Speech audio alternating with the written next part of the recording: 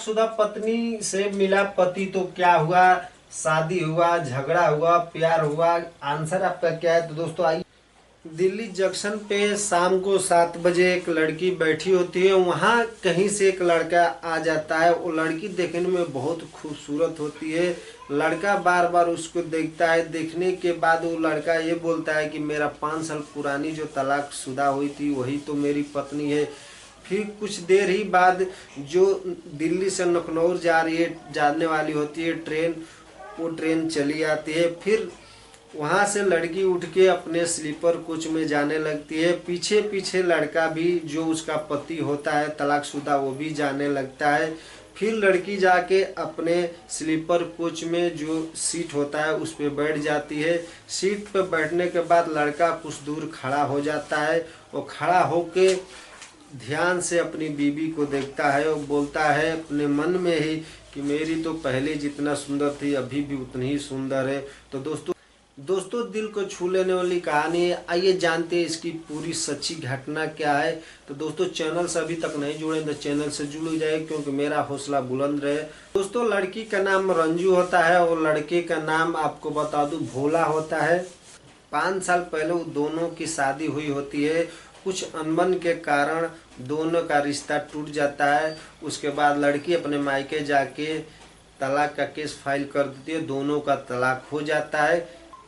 भोला जाके उसके पीछे खड़ा हो जाता है, बार बार उससे देखता रहता है। कुछ देर देखता रहता है, फिर सोचता है कि इसके कोई साथ है कि ना है। देखता हूँ कोई दाएं बाएं होगा तो इसके साथ में आके बैठेगा। तो कुछ देर हो गई, 1 घंटा बीत गया, कोई आके बैठता नहीं। भोला उसे रंजू को देखता ही रहता था, तकता ही रहता था चारों। तो रंजू अपने सीट पर आराम से बैठी थी। सर्दी का दोस्तों महीना था। धीरे धीरे शाम होने लगी, 8-9 बज गए। उसके बाद थोड़ी ठंड लगने लगी। उस आदमी आया, रंजू से बोला कि थोड़ा आप साइड में हो जाइए, क्योंकि मैं यहाँ बैठ जाता हूँ, 1 घंटे का रास्ता है, मैं आगे चल के उतर जाऊँगा। तो रंजू ने उसे मना कर दिया। रंजू ये बोली कि मेरी तबीयत खराब है, आप कहीं जाके दूसरी सीट पर बैठ जाइए, क्योंकि मुझे अभी आराम करना है। रंजू खिड़की से झांक रही थी, चारों ओर देख रही थी। भोला ये सोच रहा था कोई आएगा तो इसके पास बैठेगा, शादी की है कि नहीं की है, सब कुछ अपने मन में ही सोच रहा था। कुछ देर बाद जाके भोला उसके सीट के पास अपना बैग रख देता है। फिर रंजू की नज़र भोला पे जाती है, दोनों चौंक जाते हैं। अपना पैर रंजू मोड़ लेती है, फिर बोलती है आप यहाँ बैठ जाइए।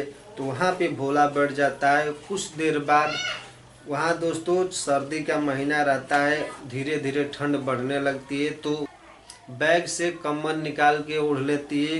वही बात करें दोस्तों भोला की, तो भोला ने एसी कोच में उसका सीट था, इसीलिए वो कुछ कम्बल उम्बल लेकर तैयारी नहीं किया था कि मैं कम्बल ले लूँ।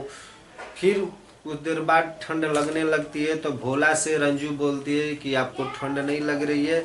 तो वो भोला बोलता है कि मैं कुछ घर से नहीं लेके आया हूँ, आपकी तबीयत खराब हो जाएगी। भोला कुछ देर बाद बोलता है कि आप खाना खा लीजिए। तो वो भी बोलती है कि ठीक है चलिए आप भी खाना खा लीजिए। आप तो खाना क्या खाएंगे, आपके तो बैग में पड़ा होगा। तो उसी पे भोला थोड़ा गुस्साता है। भोला बोलता है कि मैं शराब छोड़ दिया हूँ, आप किसी से, मेरे घर वाले या गांव वाले से आप पूछ सकती हैं फ़ोन करके। खाना बेचने वाला जो रेलवे के कैंटीन में होते हैं, दोनों ने अंडा बिरयानी लेते हैं, दोनों खाते हैं। खाने के बाद दोनों खाना खा के वही सीट पर लेट जाते हैं। एक साइड जो रंजू होती है वो हो जाती है, दूसरी ओर ये अपना भोला हो जाता है, और दोनों एक ही कंबल में सो जाते हैं। दोनों को नींद नहीं आती है। फिर भोला सोचता है मेरी बीवी उतनी ही सुंदर है। 4-5 बजे के करीब सुबह में वो लोग लखनऊ स्टेशन पर उतर जाते हैं। लखनऊ स्टेशन पर उतरने के बाद दोनों चाय नाश्ता करते हैं। चाय नाश्ता करने के बाद रंजू से भोला बोलता है कि आपको कहाँ जाना है, चलो मैं छोड़ देता हूँ। तो भोला रंजू बोलती है नहीं मेरी सहेली आने वाली है, जैसे आती है मैं उसके साथ चली जाऊंगी। भोला ने अपने जेब से 2,500-3 हज़ार रुपये निकाल के रंजू को दे रहा होता है। वह क्यों रंजू नहीं लेती है, मना कर देती है। मैं बोलती है आपके पैसे पे मेरा अधिकार नहीं है, मुझे पैसे नहीं चाहिए, मैं आई हूँ यहाँ शादी करने के लिए, मैं जा रही हूँ, मेरी सहेली यहाँ किसी लड़के को देखी है। सब कुछ बात वो स्टेशन पे ही बता देती है। ये सब सुन के भोला चौंक जाता है, निराश होता है, उसके मन में दुख होता है कि ये शादी करने आई, पूरी ट्रेन में बात नहीं बताई, अब यहाँ उतर के ये बात बता रही कि मैं शादी करने जा रही हूँ। तो दोस्त वो रंजू पैसा नहीं लेते, तो भोला ये सब सुन के निराश होकर वहाँ से चला जाता है। थोड़ी देर बाद रंजू की सहेली नेहा वहाँ पर आती है, फिर उससे मिलती है, बोलती है रंजू कुछ आने में कोई तो तकलीफ़ नहीं हुई। तो रंजू बोलती है नहीं कोई तकलीफ़ नहीं हुई है, जो 5 साल पहले मेरा तलाकशुदा पति था मेरे साथ ही मिल गया, जो दिल्ली में, वहाँ से यहाँ तक मेरे साथ ही आए। तो नेहा बोलती है कि क्या तूने अपनी शादी की बात बताई?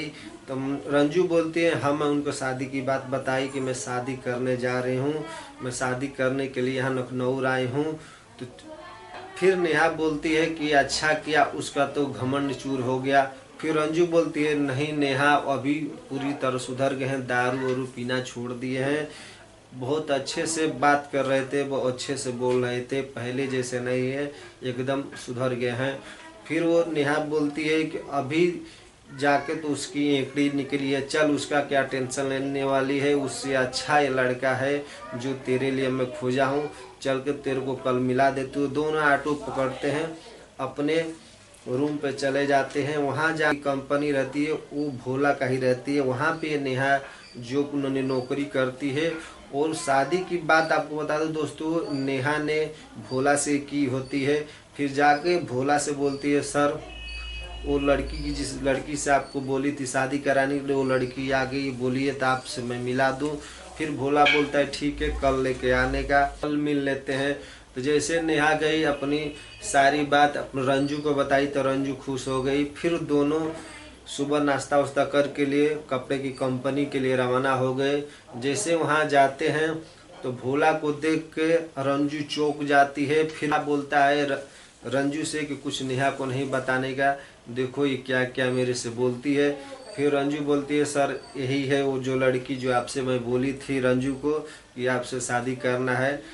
दोस्तों भोला बोलता है कि नेहा तुम बोली थी कि ये तो कुंवारी लड़की है, बाकी ये तो शादीशुदा लग रही है।